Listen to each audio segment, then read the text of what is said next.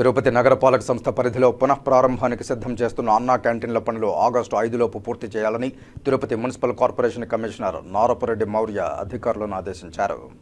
బుధవారం తెల్లవారుజామున రాజన్న పార్కు సమీపంలోని మస్టర్ గది వద్ద ఉద్యోగుల హాజరు నమోదును కమిషనర్ పరిశీలించారు.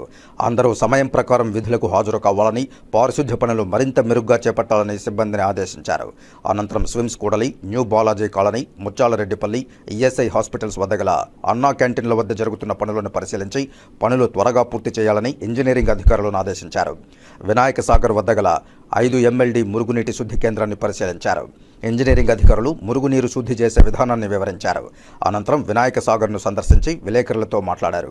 ఈ సందర్భంగా కమిషనర్ మాట్లాడుతూ, ఈ నెల 5వ తేదీలోపు అన్నా క్యాంటీన్లు ప్రభుత్వ సూచనల మేరకు అన్ని హంగులతో సిద్ధం చేయాలని, ఇందులో రాజీ పడే ప్రసక్తే లేదని, ఆగస్టు 15వ తేదీ అన్నా క్యాంటీన్లను ప్రారంభించడం జరగాలని ఇంజనీరింగ్ అధికారులను హెచ్చరించారు. నగరంలోని అన్ని వార్డుల్లో పారిశుధ్య పనులు మరింత మెరుగ్గా చేపట్టాలని హెల్త్ అధికారులను ఆదేశించారు. వినాయక సాగర్లో మరుగుదొడ్ల ఏర్పాటుకు ప్రణాళికలు సిద్ధం చేయాలని అన్నారు. సాగర్లో పారిశుధ్యం సరిగా లేదని వెంటనే శుభ్రం చేయాలని అన్నారు. పెండింగ్లో ఉన్న అన్ని పనులు త్వరగా పూర్తి చేయాలని సూచించారు.